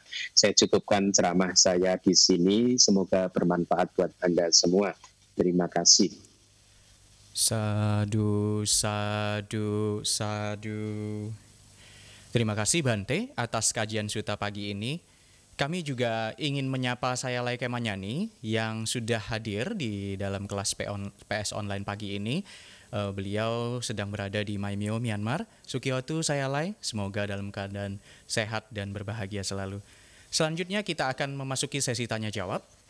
Diberi waktu sebentar, Pak Handi. Ya, Bante, silakan. Saya diberi waktu 2-3 menit, saya Oh ya, silakan saya Lai. Menyapa umat-umat di Indonesia.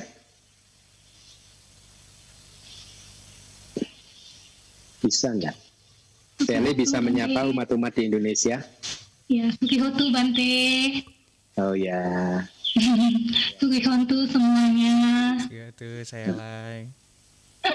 Ya, saya senang sekali bisa bergabung di kelas ini karena di sini juga sudah lama tidak ada Dhamma Talk. Saya mendengarkan Dhamma Talk dari Bante. Ada seakan-akan ada apa ya, ada air yang mengalir di dalam hati saya, membuat saya menjadi lebih segar lagi. Terima kasih banyak Bante, terima kasih banyak DBS atas semua usahanya melakukan kelas online ini melalui Zoom. Sadu. Aduh. Ya. Oke, silakan dilanjutkan. Terima kasih Bante, terima kasih Sayalai. Ya, penanya pertama yang sudah kita tentukan, silahkan, kami persilahkan. Ibu Ernawati dari Tangerang.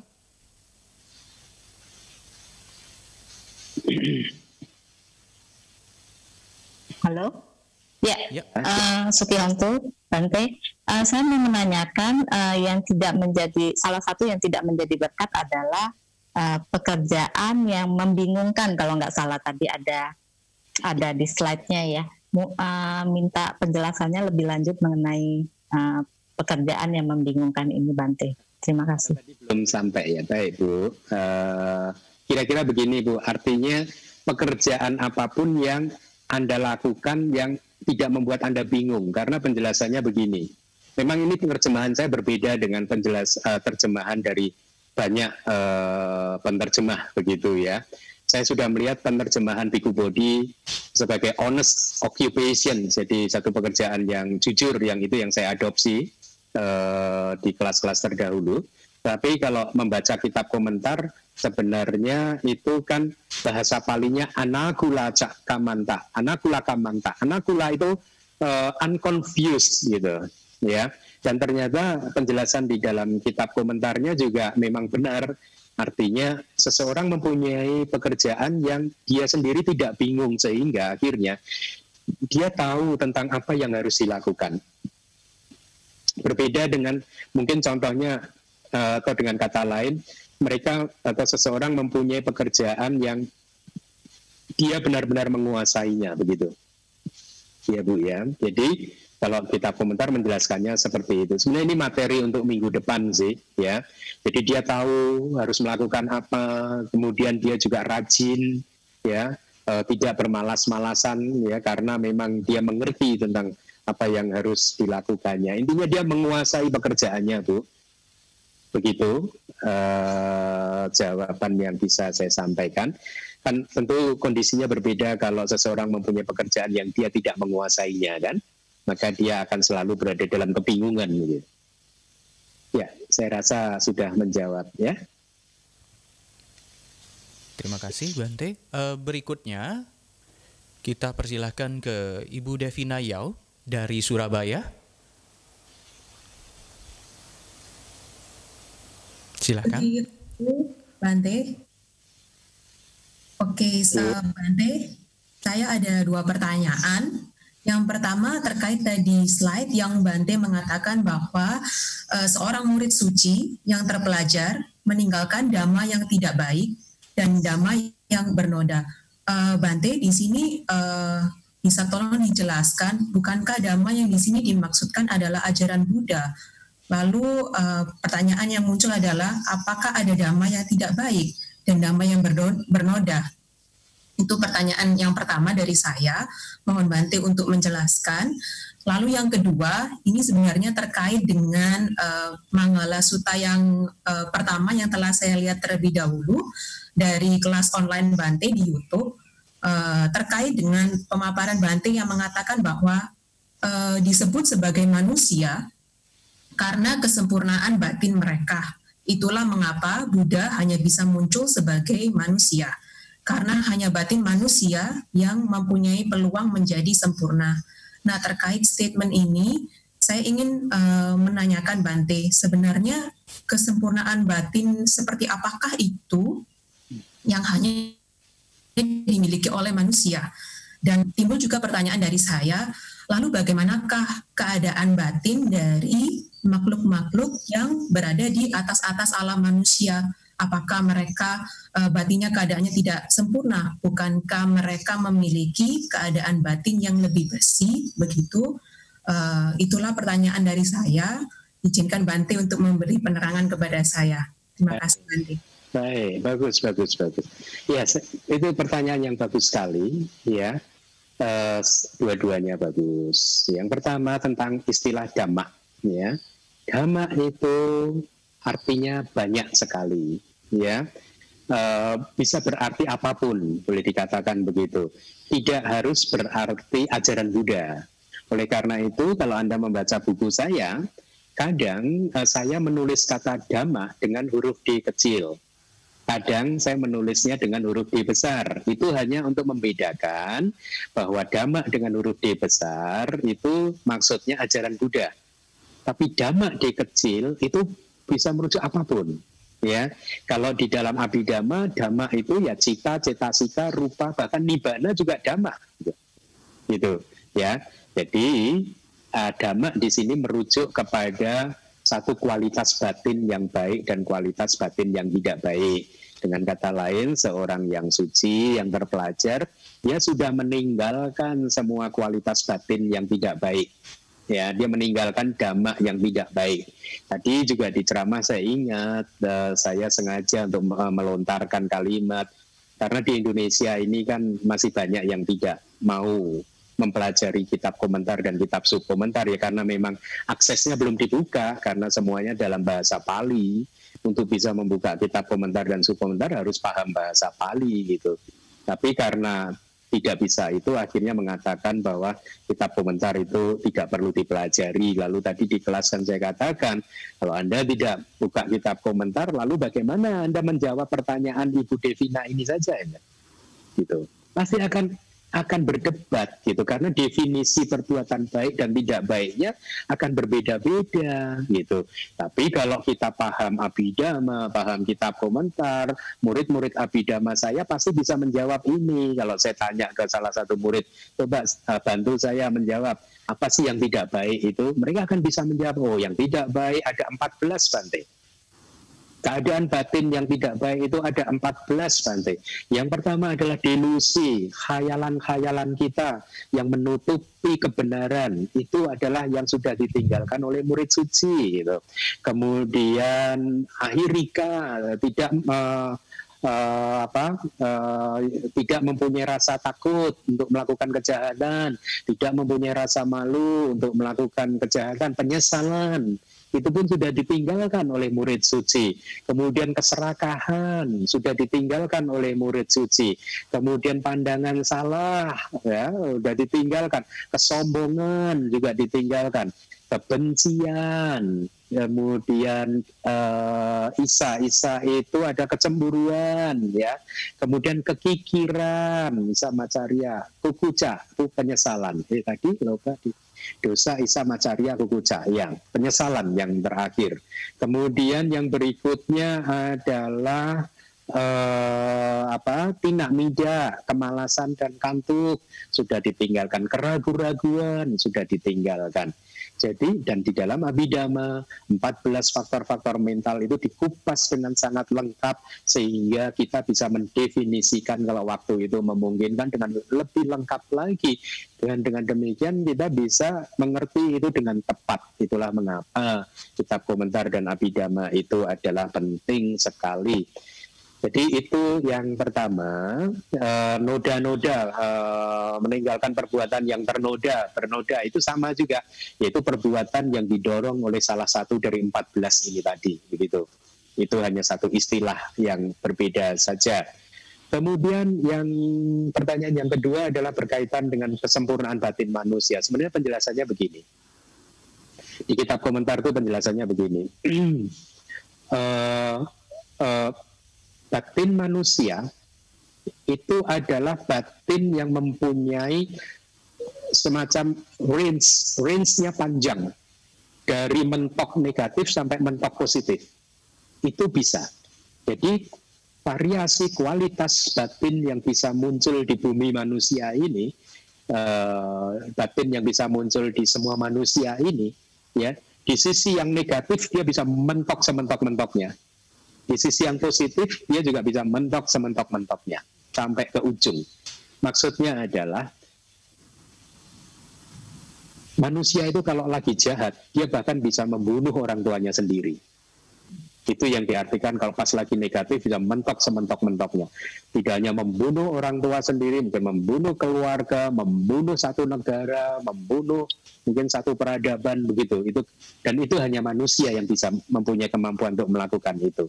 makhluk lain tidak sekuat itu untuk melakukan perbuatan-perbuatan yang destruktif. Katakanlah untuk membumi hanguskan satu negara gitu, makhluk lain mungkin nggak punya kekuatan seperti itu. Manusia bisa. Ya, kalau kita mendengar teori konspirasi tentang COVID kan juga udah banyak beredar kan. Kalau teori konspirasi itu benar, lihatlah. Ini kalau benar ya, saya tidak percaya itu benar, tapi teori konspirasi itu kan begitu kan. Sekarang masih saling berdebat kan beberapa kubu itu kan. Bagaimana sesuatu bisa menghancurkan dunia seperti itu, dan itu dikatakan hanya bisa dilakukan oleh manusia. Ya, hewan bisa menghancurkan tapi terbatas. Ya, makhluk di neraka malah nggak bisa. Mereka bohong, nggak punya waktu untuk ngurusin orang lain. Gitu, sibuk untuk ngurusin dengan urusannya diri sendiri begitu. Ya, jadi hanya manusia dari sisi yang negatif dia bisa mentok sementok-mentok. Ya, dari sisi yang positif, kalau dikembangkan ke sisi yang baik, dia bisa jadi orang seperti Buddha, Paceka Buddha. Gitu. Nah, kenapa dia bisa sampai ke arah yang positif hingga menjadi Buddha? Kalau di kitab komentar dijelaskan karena di bumi manusia inilah anicca, dukkha, anatta mudah dilihat. Relatif paling mudah untuk dilihat. Anicca itu ketidakkekalan, karakteristik universal dari semua fenomena yang ada di alam semesta ini kan 3, yaitu anicca, ketidakkekalan, dukkha, penderitaan, anatta, bukan diri. Karakteristik ini bisa mudah terlihat di bumi manusia. Makanya Pangeran Siddhartha, walaupun beliau sudah mempersiapkan paraminya selama 4 asangkaya 100.000 kalpa, ya, ketika beliau berumur sampai umur 28 menjelang 29 pun, ya, beliau masih terlena, ya, dengan keduniawian.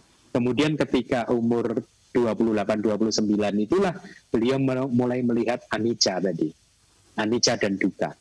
Ya, nah di alam-alam yang lain sulit untuk dilihat.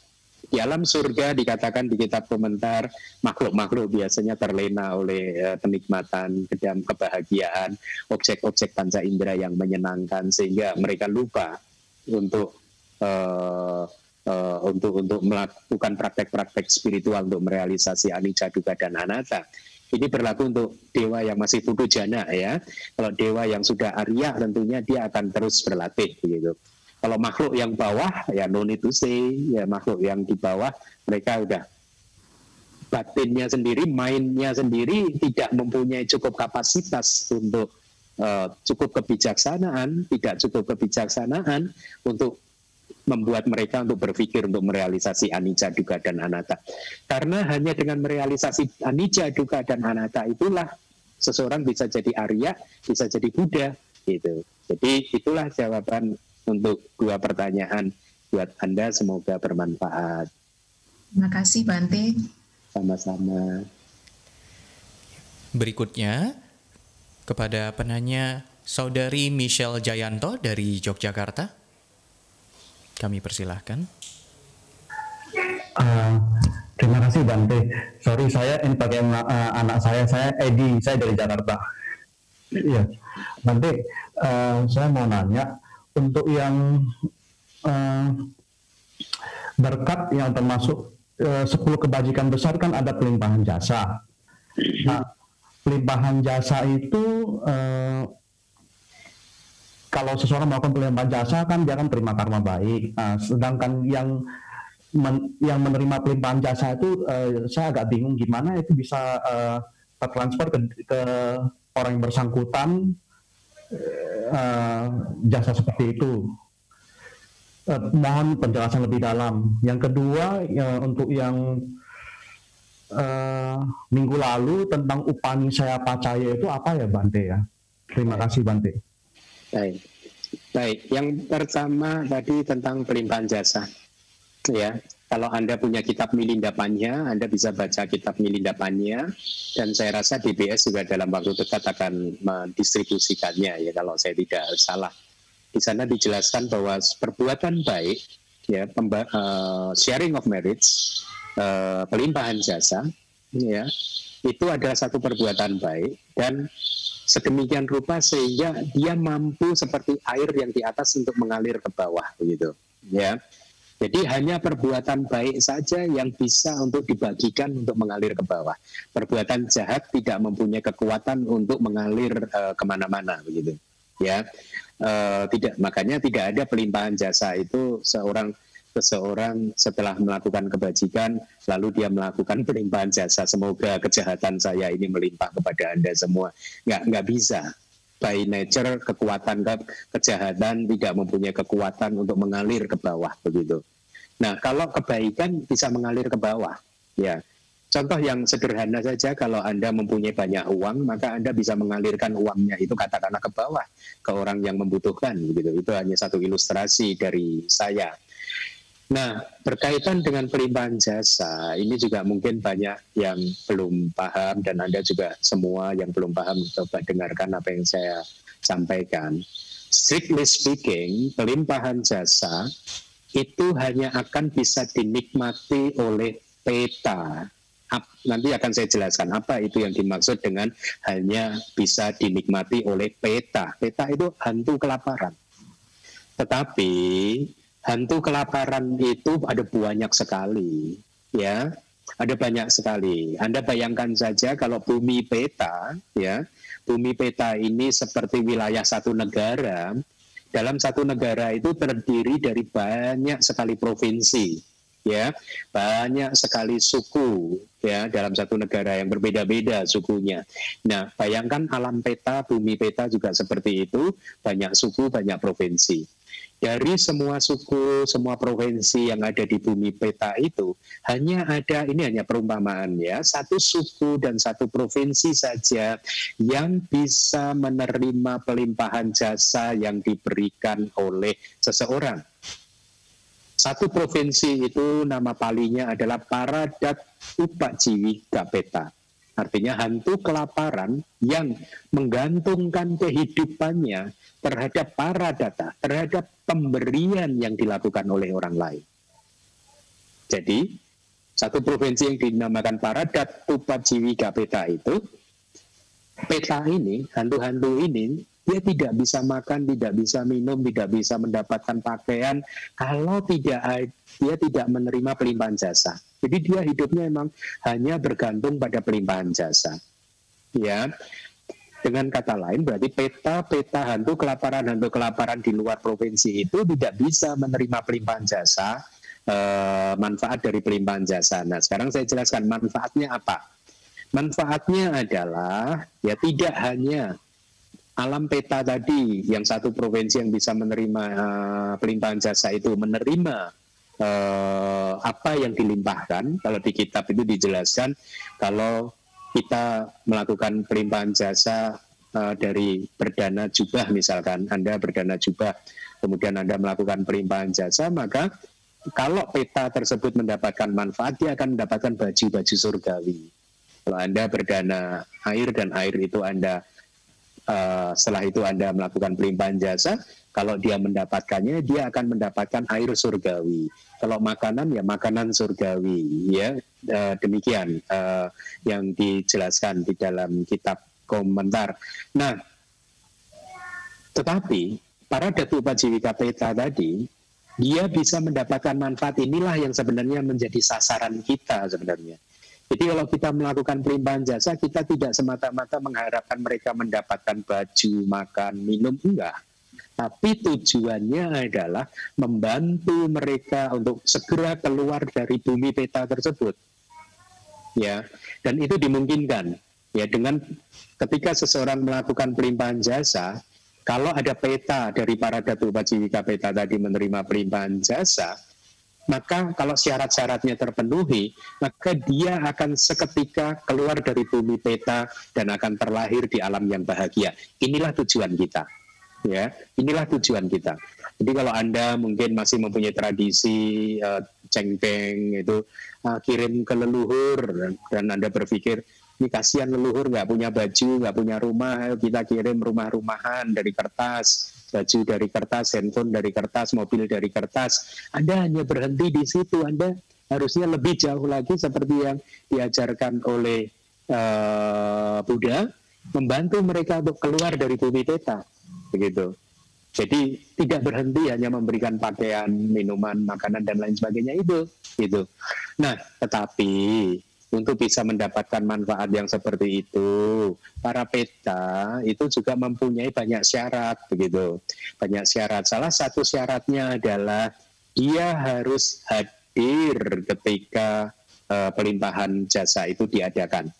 Oleh karena itu biasanya kalau ada umat mau melakukan pelimpahan jasa, meminta saya untuk memohon begitu, sebelum di awal saya akan sampaikan kepada yang bersangkutan, Anda bayangkan wajah almarhum. Kalau Anda ingin secara spesifik, ya bisa secara spesifik Anda ingin melakukan pelimpahan jasa kepada almarhum tertentu, bayangkan almarhum ada di depan Anda, panggil namanya beberapa kali, ya, supaya mereka mendengar dan juga segera hadir menyaksikan pelimpahan jasa yang akan kita lakukan.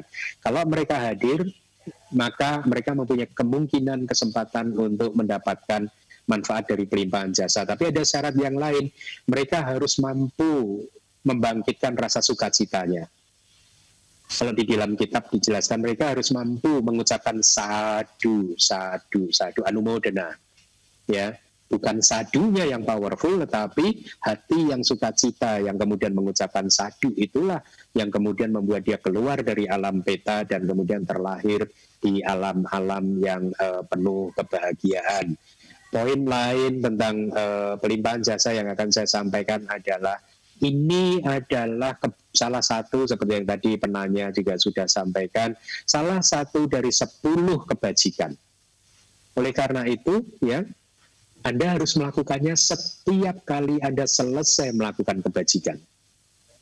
Ya, setiap kali Anda selesai melakukan kebajikan apapun, lakukanlah pelimpahan jasa.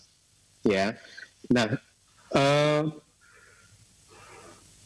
dikatakan bahwa kalau di dalam sutanya sendiri sebenarnya itu Buddha hanya mengatakan idang nonya tinanggoto sukitaho untuk nyatayo, idang nonya tinanggoto, semoga ini untuk family kami, ya, sukitaho untuk nyatayo, semoga para family tadi itu berbahagia di hatinya. Jadi kalau di suta disampaikan oleh Buddha, kita tidak perlu menyebut nama secara spesifik. Ya, kita cukup mengucapkan semoga kebajikan ini bisa mengalir ke semua family kita, gitu. Nah, tapi kitab komentar menjelaskannya begini, jangan khawatir, gitu. Kan ada kemudian di dalam kitab komentar itu ada tanya jawab begitu. Lalu bagaimana kalau di dalam para Datuk Pajiwika Peta tadi tidak ada family kita sama sekali? Berarti kan pelimpahan jasa yang kita berikan untuk family jadi sia-sia karena tidak ada family kita yang ada di sana, gitu. Ya. Kemudian dijawab oleh guru kata-kata begini, jangan khawatir karena samsara ini awalnya sudah tidak diketahui lagi saking lamanya, maka bisa dikatakan semua makhluk ini pernah jadi family kita. Dengan kata lain, pasti ada family, semua yang ada di bumi peta tadi adalah family kita. Bahkan juga Anda adalah family saya adalah family Anda di kelahiran-kelahiran sebelumnya. Kita semua family, pernah satu keluarga dalam hubungan darah, kita semua begitu. Karena itu kita mengatakan jasa pasti kepada makhluk yang ada di alam sana, gitu. Nah, di Sutta sendiri Buddha mengatakan juga bahwa dana itu tidak pernah tanpa buah sebenarnya, gitu. Kalau Anda melakukan pelimpahan jasa tidak pernah tanpa buah, pasti berhasil, kira-kira begitu. Karena ada saja peta-peta itu yang mendengarkan pelimpahan jasa kita, kemudian mampu untuk mengucapkan sadu, dan kemudian mereka lahir di alam yang penuh kebahagiaan, begitu. Nah, itu poin yang bisa saya sampaikan. Meskipun di Sutta Buddha mengatakan hanya mengajarkan kepada kita semoga ini bisa untuk famili saya, tetapi kitab komentar juga memberikan penjelasan kalau Anda ingin menunjukkannya secara spesifik kepada almarhum tertentu, itu pun juga tidak salah gitu ya. Tapi kalau Anda tidak lebih baik sebenarnya ya mengikuti Buddha kepada semua makhluk saja, sehingga dengan demikian membantu Anda untuk tidak melekat juga kepada salah satu famili. Anda ingin membantu almarhum A, tetapi Anda lupa bahwa almarhum yang banyak yang lainnya itu juga sedang menunggu Anda gitu. Nah, di dalam kitab Tirokuda Sutta, kalau Anda baca Tirokuda Sutta, saya rasa ini kitab sangat terkenal di Indonesia ya. Itu diceritakan begini. Jadi pada suatu hari Raja Bimbisara mengadakan pesta, ya, mengadakan pesta besar-besaran begitu selama beberapa hari gitu. Nah, saudaranya yang jadi peta, sanak familinya yang jadi peta, banyak sekali peta itu hadir di luar dinding kerajaan begitu, ya. Mereka menunggu di luar dinding kerajaan, ya, karena apa? Mengharapkan setelah pesta usai, Raja Bimbisara melakukan pelimpahan jasa buat mereka, gitu, ya. Nah, singkat cerita, setelah beberapa hari melakukan pesta, Raja Bimbisara tidak melakukan pelimpahan jasa. Anda bayangkan di kitab komentar itu dijelaskan petanya itu sangat sedih, saling berteriak satu sama yang lain gitu, kasihan sekali gitu, ya sedih gitu, berteriak. Akhirnya ada beberapa yang demonstrasi, ini kata-kata saya, demonstrasi dengan membuat suara di kerajaannya. Jadi dia mengetok-ngetok dinding, mengetok-ngetok itu sehingga ada suara tak tok tak tok tak tok tak tok tak tok tak tok itu malam-malam, dan Raja Bimbisara ketakutan kan. Besokan harinya dia mengunjungi Buddha untuk menanyakan hal ini, dan Buddha relate the story itu tadi, begitu menyampaikan itu tadi cerita dari Buddha. Kamu mengadakan pesta, saudara-saudaramu sudah menunggu yang jadi peta itu ingin dapat pelimpahan jasa, kamu nggak lakukan, mereka kecewa, mereka sedih gitu. Ya, jadi ini ada pesan moral juga buat kita. Setiap kali Anda selesai melakukan kebajikan, lakukanlah pelimpahan jasa, karena bisa jadi ada peta-peta yang jadi saudara Anda sedang menunggu pelimpahan jasa itu. Untuk membuat mereka tidak sedih, lakukanlah itu. Ya, baik, saya rasa menjawab ya. Terima kasih. Berikutnya kami berikan kesempatan kepada Bapak Riko Chen dari Jakarta. Namaste Bante. Bante, saya mau tanya dua hal terkait pelayanan terhadap ayah dan ibu. Pelayanan terhadap ibu dan ayah. Ayah dan ibu, ya. Bante, yang pertama itu saya ingin tanya, jika orang tua kita di daerah, kemudian anak-anaknya tinggal di kota, setelah dibujuk-bujuk, orang tua tetap tidak mau untuk ikut tinggal di kota. Itu bagaimana caranya kita melakukan pelayanan terhadap ayah dan ibu ya Bante. Kemudian yang kedua itu, apabila sesuatu hal yang dilakukan oleh orang tua kita itu adalah untuk kebaikan anak-anaknya, namun di sisi lain itu tanda kutip beresiko terhadap orang tua kita itu sendiri, itu bagaimana ya Bante ya? Mohon penjelasan Bante, mohon Bodhanam Bante. Di sisi lain kenapa tadi? Di sisi lain itu beresiko Bante. Jadi seperti begini Bante, orang tua itu mengizinkan anak-anaknya untuk katakanlah di kota supaya punya kehidupan yang lebih baik. Namun di daerah orang tua itu tinggal sendiri seperti yang Bante katakan tadi, anak-anaknya tidak ada yang tinggal bersama orang tua. Maaf kata kalau misalnya terjadi sesuatu, katakanlah serangan jantung tiba-tiba meninggal, itu kan tanda kutip beresiko ya Bante. Jadi itu sebaiknya bagaimana ya Bante? Mohon penjelasan Bante yang modern Bante. Iya. Saya rasa itu banyak. Bagus. Saya rasa banyak juga yang mengalami hal yang serupa, ya, di mana orang tua tinggal sendirian di kota yang berbeda dan anak juga tinggal orang tua dan anak tinggal di kota yang berbeda. lalu orang tua juga tidak ingin diajak, seperti yang tadi di akhir ceramah saya sampaikan ya. Kadang orang tua mau diajak tinggal bersama anaknya tidak nyaman dengan menantunya gitu. Si anak sendiri ingin tinggal di rumah orang tua, dia juga tidak enak dengan pasangannya begitu. Sehingga akhirnya orang tua dan anak itu terpisah akhirnya. Tapi kalau memang itu adalah pilihan dari orang tua ya, atau itu adalah kondisi yang dihadapi, ya, maka apa yang bisa dilakukan oleh seorang anak yang tinggal di kota yang berbeda? Kita harus berterima kasih kepada teknologi, ya, karena teknologi sekarang sudah memberikan peluang, kesempatan kepada kita. Seperti saat ini, meskipun saya ada di tempat meditasi saya di Bogor, di Megamendung, Anda ada di seluruh. Bahkan saya kemarin dengar laporan ada di luar negeri juga, Amerika, Filipina, dan lain sebagainya. Kita bisa berkomunikasi kan, ya. Jadi manfaatkanlah teknologi itu, ya. Sebagai anak, ingat Anda harus melakukan pelayanan yang terbaik kepada orang tua. Kalau orang tua tinggal terpisah seperti itu, Anda pastikan orang tua Anda tercukupi 4 kebutuhan pokoknya tadi, ya. Makanannya tercukupi, makanan yang sehat.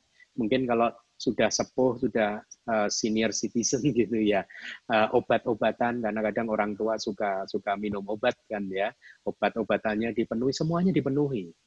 Bahkan uangnya mungkin harus dipastikan cukup, berlebih malah, supaya mereka juga tidak mempunyai kekhawatiran, tuh, ya. Pastikan, intinya pastikan orang tua jauh dari kekhawatiran, ya. Nah, anak itu kan kadang, ya saya itu bertemu dengan beberapa anak yang menurut saya, dan mungkin banyak anak ya, kalau saya mengatakan kata anak itu merujuk kepada kita semua lah, yang orang-orang yang sudah kayak saya umur 50 pun saya masih punya orang tua, berarti saya kan juga anak juga kan ya. Kadang anak itu gimana ya, kadang dia udah kayak disibukkan dengan urusan pribadinya, urusan rumah tangganya, sehingga dia lupa bahwa mereka masih punya orang tua yang tinggal sendirian, yang butuh perhatian gitu. Bayangkan orang tua yang tinggal sendirian, setiap harinya di rumah yang besar hidup sendirian begitu, apa dia tidak kesepian gitu. Nah, oleh karena itu cara untuk melakukan balas budi selain tadi memenuhi segala kebutuhannya, membuatnya nyaman, tapi hubungan seperti ini juga perlu dilakukan gitu. Kalau menurut saya ya, teleponlah dia setiap hari, ya, setiap hari. Pastikan di jam, lebih baik kalau saya sampai hari ini ya, saya setiap hari telepon orang tua saya. Sudah kayak ritual saja. Tiap sore jam sekian saya telepon dia, gitu. Dan saya katakan seringkali saya tidak mempunyai sesuatu untuk saya bicarakan dengan orang tua saya. Tetapi tetap saja setiap hari saya usahakan saya telepon beliau. Kenapa? Karena saya tahu beliau di jam tertentu ini beliau sedang menunggu saya. Seperti dia dulu menunggu saya pulang sekolah untuk kemudian menyediakan minuman buat saya, makanan buat saya gitu.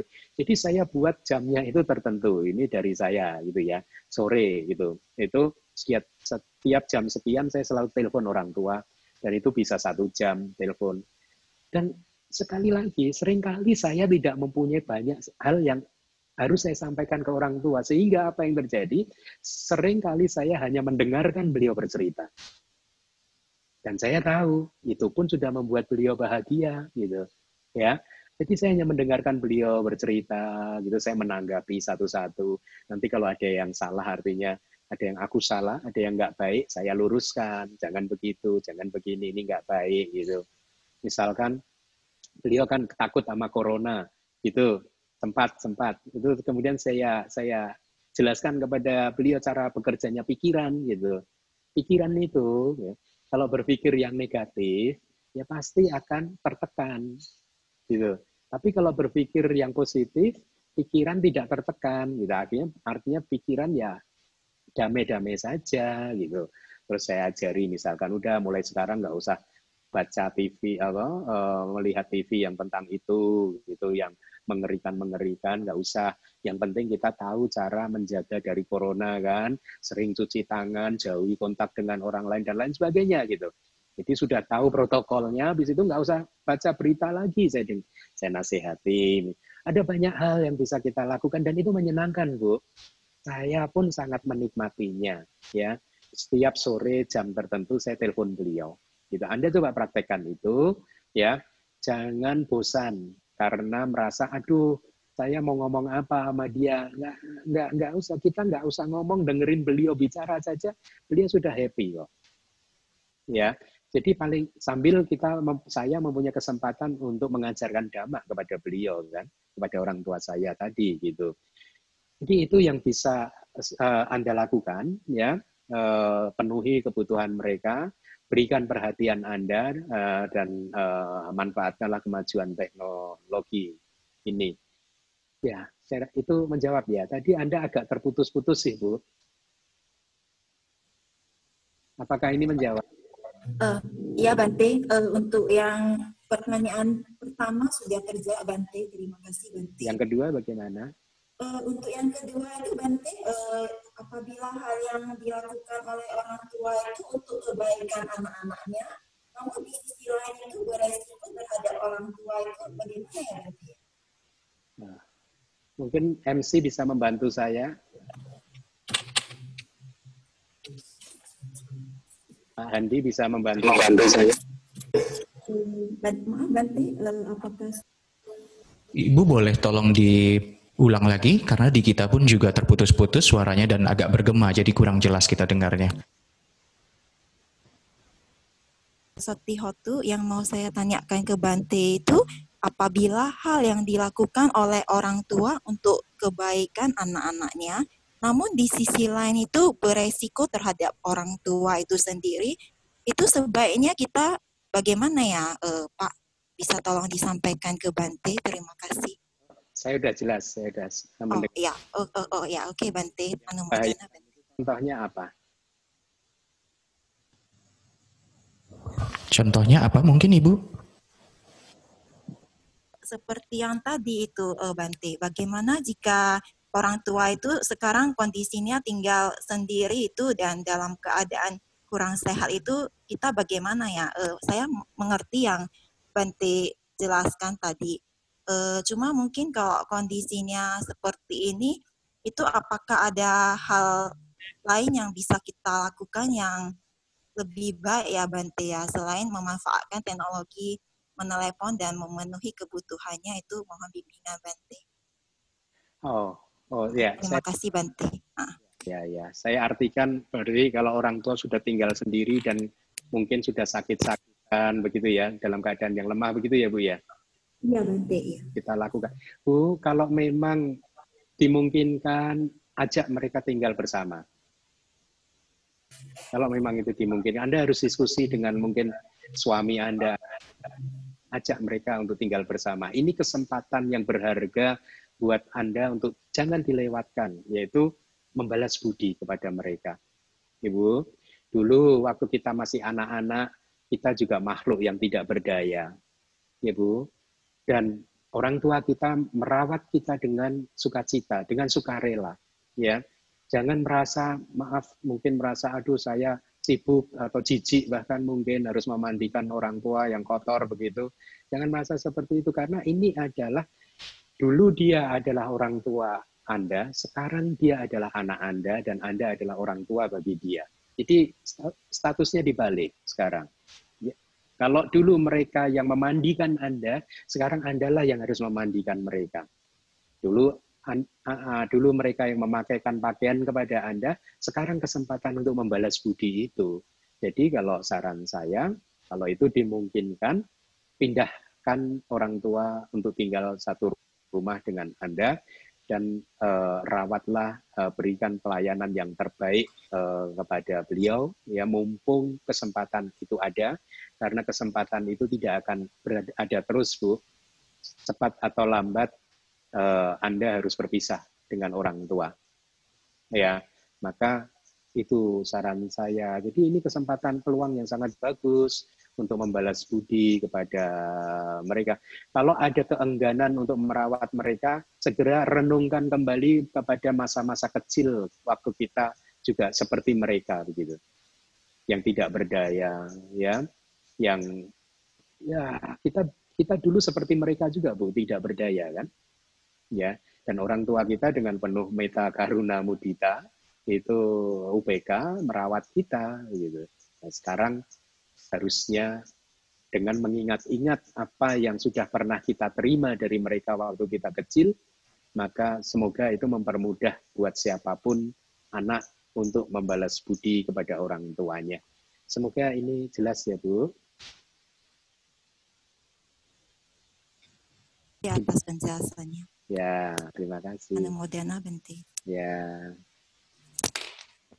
Terima kasih, Bu. Selanjutnya kita ke akun Zoom dengan Dian Juliantin dari Surabaya. Kami persilahkan.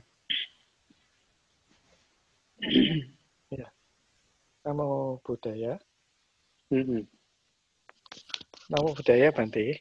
Oh ya. Ya, selamat pagi. Ya, saya mau tanya. Halo, Bante. Ya, mari. Halo. Ya, dengar. Ya, saya mau tanya. Ya, saya mau tanya untuk tahapan umat Buddhis itu ada seperti tahapan untuk step-stepnya jika kita ingin mempraktekkan Dhamma lebih dalam. Misalnya zaman dulu waktu kecil kita ke wihara, lalu kita mendengarkan Dhamma, berdana, dan melakukan meditasi.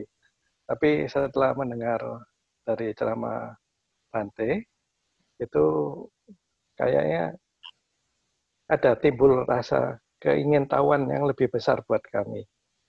Kami ingin untuk mendalami, belajar Dhamma mungkin masuk ke arus yang lebih dalam gitu. Nah, itu apakah ada step by step-nya, apa yang perlu kita baca atau apa yang perlu kita lakukan untuk lebih dalam gitu. Terima kasih, Bante. Baik. Terima kasih, senang sekali Anda dari Surabaya bisa bergabung ya. Sebenarnya pada intinya apa yang harus kita lakukan adalah mengembangkan jalan mulia berunsur 8. Ini kuncinya, mengembangkan jalan mulia berunsur 8. Tapi ya kita semua tahu bahwa ternyata mengembangkan jalan mulia berunsur 8 itu bukanlah sesuatu yang mudah dan juga instan yang hari ini kita kembangkan kemudian langsung kita berhasil mengembangkannya ya. Melainkan ini adalah satu proses, Pak. Satu proses dari banyak sekali kelahiran-kelahiran ya. Kalau kita baca kitab komentar bahkan yang banyak sekali kan yang Arya Sariputta mencapai tingkat kesucian arahat setelah merintis berapa kalpa begitu ya. Berapa bahkan Buddha sendiri juga kan 4 asangkaya 100.000 kalpa. Dan ada banyak arahat-arahat yang lain yang sebenarnya perintisan, ya istilah saya, perintisan karir spiritual sudah mereka mulai sejak berkalpa-kalpa yang lalu. Dan ini pun juga termasuk kita, gitu. Kita tidak tahu karir kita di masa lalu itu sudah seperti apa, begitu. Apakah sehebat beliau-beliau itu, ya kemungkinan tidak, begitu. Tapi apapun yang harus dipahami bahwa mengembangkan jalan mulia berunsur 8 ini adalah satu proses yang melewati banyak kehidupan, Pak. Ya. Nah, karena kita paham bahwa ini adalah satu proses yang melewati banyak kehidupan, maka kita harus mulai dari sekarang dengan benar dulu, ya. Apa yang saya maksudkan dengan memulai dengan benar, ya? Seperti yang tadi saya singgung di awal dari ceramah saya, ya. Belajarlah kitab suci, Pak. Ya. Belajarlah pariyati. Jadi praktek kita harus dibatasi oleh pariyati. Ya. Oleh karena itu, kalau Anda tadi bertanya apa yang harus saya lakukan Bante supaya bisa lebih advance, kembangkan jalan mulia berunsur 8, ya. Latihlah sila samadhi banyak. Ya. Anda beruntung karena zaman sekarang banyak sekali guru-guru meditasi yang bagus-bagus yang datang ke Indonesia, termasuk yang sering saya undang untuk mengajar di DBS itu. Dayale Utara itu guru yang bagus karena saya mengenal dia secara pribadi dan dia sekolah bersama dengan saya di satu universitas. Bahkan dia adalah kakak kelas saya senior lebih 1 tahun, di atas saya 1 tahun gitu. Jadi saya mengenal dia guru yang bagus. Guru yang sangat menguasai tentang meditasi itu seperti apa. Saya rasa selain beliau juga masih banyak guru-guru bagus yang lain yang sering datang ke Indonesia.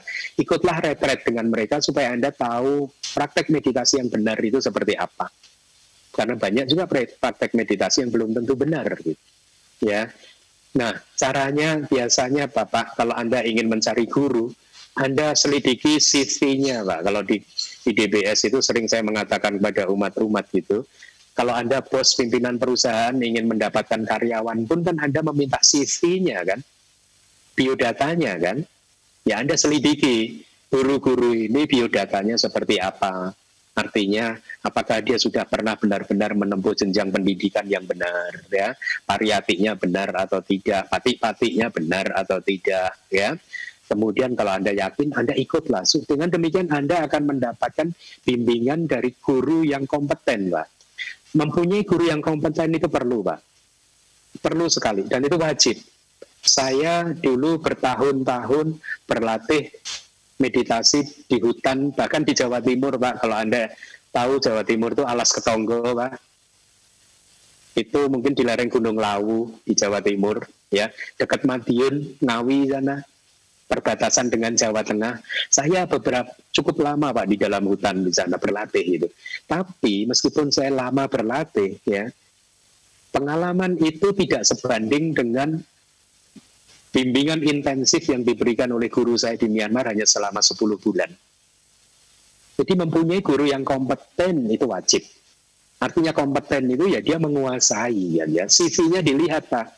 Kalau Anda mau cari dokter pastikan dia dokter beneran Pak. Ya, kalau Anda mau pengen ketemu dokter, ternyata dia nggak pernah sekolah kedokteran dengan benar, nggak pernah praktek kedokteran dengan benar, cuman, nah ini kan kata orang dia dokter, berbahaya Pak. Bisa seumur hidup Anda nggak ketemu ajaran yang benar. Oleh karena itu, ya saran saya, kembangkanlah Jalan Mulia Berunsur 8 dengan cara yang seperti itu, tapi pada saat yang bersamaan, manfaatkanlah waktu yang ada untuk mendengarkan pariyati, Pak. Mendengarkan kitab suci yang dikupas menurut kitab komentar dan kitab subkomentarnya. Karena hal seperti ini nanti akan menjadi dukungan yang sangat kuat buat Anda di kelahiran-kelahiran berikutnya, begitu. Jadi itulah saya rasa yang terbaik yang bisa Anda lakukan sebagai umat gitu ya. Jalan Mulia Berunsur 8 itu tidak lain adalah sila samadhi banyak. Jadi akhlak pun Anda perkuat. Selain bahu suta tadi banyak pengetahuan tadi juga Anda harus mulai kembangkan gitu. Ya, itu saran dari saya Pak. Semoga puas. Hai, saya Salin, murid sekolah Minggu DBS. Terima kasih sudah nonton video ini. Supaya tidak ketinggalan video lainnya, klik subscribe dan bunyikan loncengnya. Ting, ada saran dan pertanyaan? Silakan tulis di komentar. Suki Hontu, sampai jumpa.